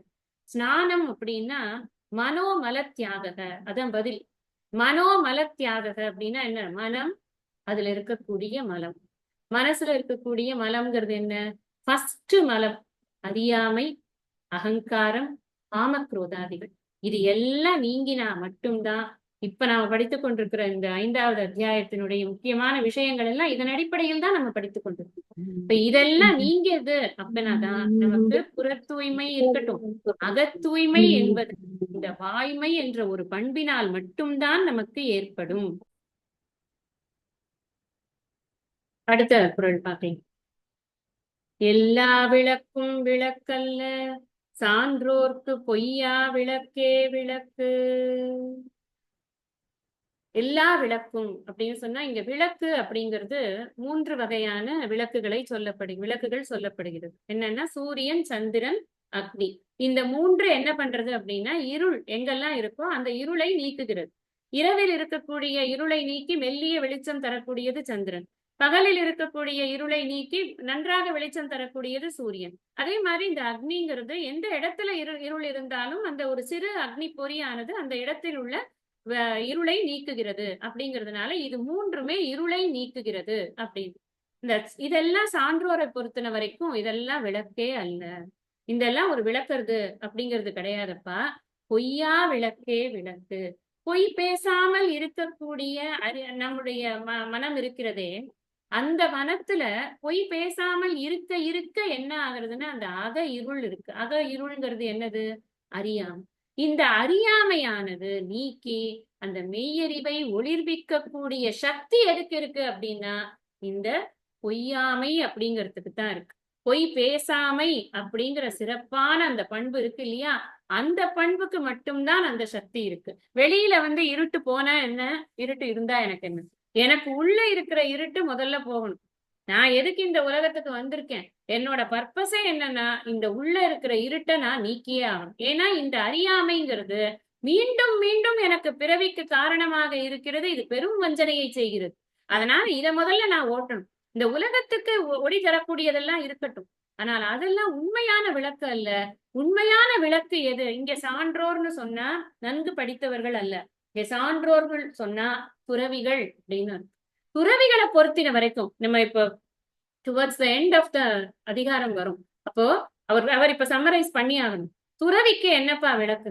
எது அவனுக்கு முக்கியம்? அவனுடைய மனசு எதனால் ஒளி பெறும்? அதானே இப்ப முக்கியமான விஷயம். இந்த இருள்ங்கிறது அறியாமை. உலகத்துல இருக்கிற பொருட்கள் இருள் எதை காமிக்கும்? பொருட்களை காமிக்கும். இந்த பொருட்கள் எல்லாம் எனக்கு நல்லா தெரிஞ்சதுன்னு வச்சுக்கோங்க. அப்ப என்ன ஆகும்? என்னுடைய இந்திரியங்கள் சும்மாவே இருக்காது. அது வேணும், இது வேணும், அங்க போகணும், இங்க போகணும்னு இது கடந்து அலைய ஆரம்பிச்சு.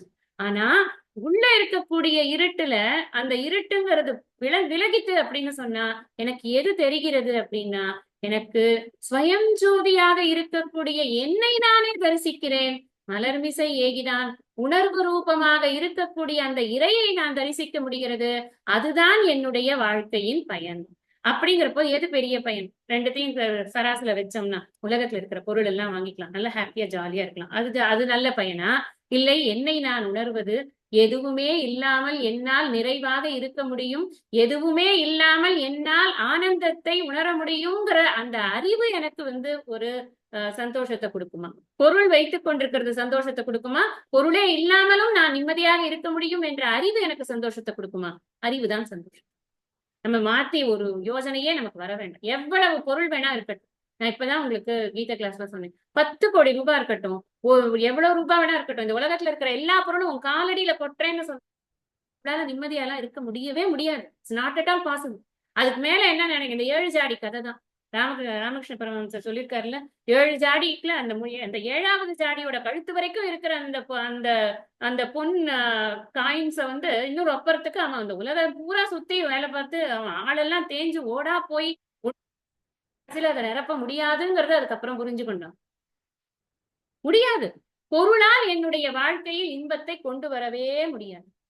அப்ப நான் என்ன பண்ணணும்னா இன்பம் என்பது எனக்கு புறத்தில் இல்லை, அகத்தில் இருக்கிறது அப்படிங்கிறத நான் புரிஞ்சுக்கணும். அது எனக்கு எப்ப கிடைக்கும்? இந்த விளக்கை ஏத்தினாதான் கிடைக்கும்.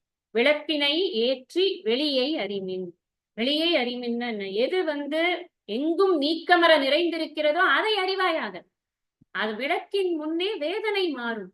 விளக்கை விளக்கும் விளக்கு உடையார்கள் விளக்கில் விளங்கும் விளக்கவர் தாமே அப்படின்னு அதை விளக்க முடிந்தவர்களை பற்றி அந்த திருமூலர் அதை எழுதுறார். இப்ப நம்ம என்ன புரியணும் அப்படின்னு சொன்னா உள்ளுக்குள்ள முதல்ல இந்த அந்தர் ஜோதியானது நமக்கு ரொம்ப முக்கியம். அது எங்கேருந்து யார் ஏத்துவாங்க அப்படின்னா அதுக்கு யாரு இது வச்சிருக்காங்க, வத்தி பெட்டி தீக்குச்சி எல்லாம் எதுல இருக்குன்னா அந்த பொய்யாமைங்கிற விஷயத்துலதான். அதை நல்லா கடைபிடித்தோம் அப்படின்னு சொன்னா நமக்கு வேற புறத்து இன்பம் என்பது தேவையில்லை, அகத்தில் நமக்கு ஒளி பிறக்கும் அப்படிங்கிறார் அவர். அடுத்தது 300வது குறட்பா. இதை முடிச்சு விடுறேன், ஒரு 5 minutes. யாம் மெய்யா கண்டவற்றுள் இல்லை எனைத் தொன்றும் வாய்மையின் நல்ல பிற. இங்க வந்து யாம் அப்படின்னு சொல்றாரு இல்லையா, அத நானுங்கிறது அர்த்தம் இல்லை, புலவர்களாகிய நாங்கள் அப்படின்னு அர்த்தம் பண்றார் பரிமேலழகர். அதாவது நல்ல புலவர்கள், அதாவது மெய் அறிவை உணர்த்தக்கூடிய நூல்களை எல்லாம் நன்கு தேர்ந்தெடுத்து படிக்கக்கூடிய புலவர்கள் நாங்கள் எல்லோரும்.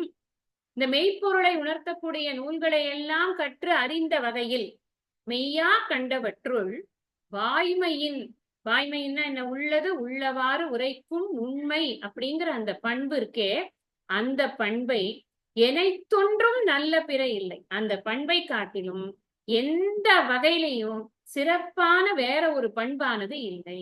அப்ப என்னன்னா, எல்லா மெய்ப்பொருளை உணர்த்தக்கூடிய நூல்களும் எதன் அடிப்படையில் இருக்கின்றன, சத்தியத்தின் அடிப்படையில் தான் இருக்கு. சத்தியசிய சத்தியம் அப்படின்னு வேதமே சொல்றது.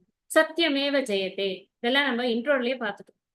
அதனால சத்தியம் அப்படிங்கிறது தான் அடிப்படை. இப்ப கூட சொன்னேன், சத்தியம் தர்மம் பிரேமை சாந்தி, எது அடிப்படை? சத்தியம் தான் முதல். அந்த சத்தியம் அப்படிங்கிறது தான் இந்த மெய் நூல்கள் அனைத்திலும் நாம பார்த்தோம் என்று சொன்னால் மிக முக்கியமான ஒரு பண்பாக இருக்கக்கூடியது எது அப்படின்னா இந்த வாய்மை அப்படிங்கிற பண்பு தான். வாய்மைக்குத்தான் எல்லா மெய் நூல் ஆசிரியர்கள் அனைவருமே முதலிடம் கொடுக்கிறார்கள். மெய் நூல்னா என்ன அர்த்தம்? பொய்யை உரைக்காத நூல் அப்படின்னு கூட சொல்லலாம், அல்லது மெய்யை உணர்த்தக்கூடிய நூல். பொய்ங்கிறது என்ன? இந்த உலகம் பொய், உண்மை மாதிரி தெரியறது, ஆனா கிட்ட போய் பார்த்தா இல்லை, மாயை அப்படின்னு சொல்றோம். அப்ப இதை உரைக்கக்கூடிய நூலுங்க. இதற்கு அடிப்படையாக இருக்கக்கூடிய தத்துவத்தை உரைக்கக்கூடிய நூல். எதன் அடிப்படையில் இந்த பொய் விரிந்திருக்கிறது? உண்மை இல்லாம பொய், எந்த ஒரு பொய் இருந்தாலும் அதுக்கு ஒரு உண்மை பலம் ஒண்ணு இருக்கும். நம்ம அதுக்கப்புறம் தான் அது மேல கற்பனையே பண்ண முடியும். நீங்க யோசிச்சு பாருங்க, நீங்க எந்த கதை இன்னைக்கு யார் வேணா எழுதட்டும், பெரிய சாகித்ய அகாடமி, அந்த அகாடமி, இந்த அகாடமி, எது வேணா வாங்கட்டும், ஏதோ ஒரு உண்மை கதையின் ஒரு கீற்றாவது அதில் இருந்தால்தான் அந்த கதை விரியும். இல்லைன்னா சும்மா எல்லாம் கற்பனை எல்லாம் விரிஞ்சிடாது. அப்படி அந்த உண்மைங்கிறது இருந்ததுனாதான் ஒரு கற்பனை விரிகிறது. அந்த பொய்க்கு அடிப்படையாக இருக்கக்கூடிய உண்மையை, அந்த மெய்யை உணர்த்தக்கூடியது இந்த தத்துவ நூல், அந்த மெய்யை விளக்கக்கூடியது இந்த தத்துவ நூல். அப்போ இது என்ன அப்படின்னா, நான் எத்தனையோ நூல்லாம் பார்த்தாச்சுப்பா, எதை பார்த்தாலும் என்ன எனைத்தொன்றும் அப்படின்னு சொல்லியிருக்க, இதை காட்டிலும் இன்னொரு நூலானது கிடையாது, சாரி இன்னொரு பண்பானது கிடையாது. எதை காட்டிலும்? வாய்மையை காட்டிலும். அப்போ துறவிக்கு இது ரொம்ப ரொம்ப கட்டாயம். ஏன்னா இங்க கொண்டு வந்து முடிக்கிறார் பாருங்க அழகா, மெய்யா கண்டவற்றுள். It's a very important word. ஏன் இவங்க எதை படிக்க வராங்க? மெய்யறிவை பெறுவதற்குத்தான் வராங்க. நம்ம பின்னாடி பார்க்க போறோம், மெய் உணர்தல். அதுலதான் மெய் உணர்தலுக்கு அப்புறமா அவா அறுத்தல் வச்சிருக்காரு. எவ்வளவு டாக்ட்ஃபுல்லா வைக்கிறாரு பாருங்க. நீ மெய் உணர்ந்தாச்சு அப்படின்னு சொன்னா அவாவுக்கு வேலையே இல்லப்பா, அறுத்து தள்ளு அத அப்படிங்கிறார். இப்ப என்னன்னாக்க மெய் உணர்தல் தான் நம்முடைய முக்கியமான கோல். அதை உணர்ந்தாதான் வீடு பேரு அப்படிங்கிறது இருக்கா இல்லையா? அப்போ அந்த மெய்யுணர்தலுக்காகவே தன்னுடைய வாழ்க்கையை கொடுக்கக்கூடிய ஒரு துறவிக்கு எதுப்பா ரொம்ப முக்கியம்னா, வாய்மை என்ற பண்பை நீ கடைபிடி, அப்பொழுதுதான் நீ எடுத்துக்கொண்ட பணியானது சிறப்பாக நிறைவேறும். இப்ப இல்லறத்தாருக்கு இது வேண்டாமான, இது பின்பற்ற வேண்டிய ஒன்றுதான். ஆனால் கட்டாயமா இத கொஞ்சம் கூட டீவியேட் ஆகாம யார் கடைபிடிக்கணும்னா துறவரத்தார் கட்டாயமாக கடைபிடிக்கணும். அதுக்கு நான் திருப்பி திருப்பி ஒரு ஸ்லோகத்தை உங்களுக்கு சொல்லுவேன், அடிக்கடி சொல்லிட்டு இருக்கேன். எத்யத் ஆச்சரதி சிரேஷ்டக தத்ததேவே தரோஜனக சயத் பிரமாணம் குருத்தே லோகஸ்த தனுவர்த்ததே. இதை மறந்துடாதீங்க. ஒருவர் யார் ரொம்ப சமூகத்தில் எப்படி இருக்கிறாரோ அதை பொறுத்துத்தான் அடுத்தவனுடைய வாழ்க்கை அந்த பாதையில் போகிறது. அப்போ துறவி அப்படின்னு வந்தாச்சுனாலே he comes out to get exposed to the society. இந்த சொசைட்டில அவர் இருக்காரு, சொசைட்டி இவரை பார்த்து கொண்டே இருக்கிறது, ஒவ்வொரு நடவடிக்கையும் அவர் பார்த்து கொண்டே இருக்கிறது. அவர் எப்படி நிக்கிறாரு, எப்படி நடக்கிறாரு, எப்படி கையாட்டுறாரு, என்ன பண்றாரு. அதுலயும் கொஞ்சம் புகழ் வாங்க ஒரு துறவியா இருந்தாச்சுன்னா இன்னும் நிறையவே அவருக்கு இது இருக்கு, கமிட்மெண்ட்ஸ் இருக்கு. ரொம்ப கேர்ஃபுல்லா இருக்கு. இதுல எங்கேயான கொஞ்சம் மாட்டையா பண்ணிட்டோம் அப்படின்னு சொன்னா அவருடைய ஜேர்னியும் கெட்டு போகும், அவரோட பின்னாடி கொண்டிருக்காங்கல்ல அத்தனை பேர் ஜேர்னியும் கெட்டு போயிடும். ரொம்ப ரெஸ்பான்சிபிளான ஒரு பொசிஷன் என்ன அப்படின்னா துறவிக்கு இருக்கு. அதனால இந்த வாய்மை அப்படிங்கிறது எந்த மீதி எதை காட்டிலும் எனைத்தொன்றும் அப்படின்னுட்டு இதுக்கு நிகராக வேற எதுவுமே கிடையாது அப்படின்னு ஒரு அறுதியிட்டு சொல்லி இருக்கிறார் இந்த 300வது குறள்ல. இந்த அளவுல நாம இந்த வாய்மை என்ற அதிகாரத்திற்கான பொருள் விளக்கத்தை நாம இப்ப நிவர்த்தி பண்ணிக்கலாம். நிறைவு பிரார்த்தனையை இப்ப நம்ம சொல்லலாம்.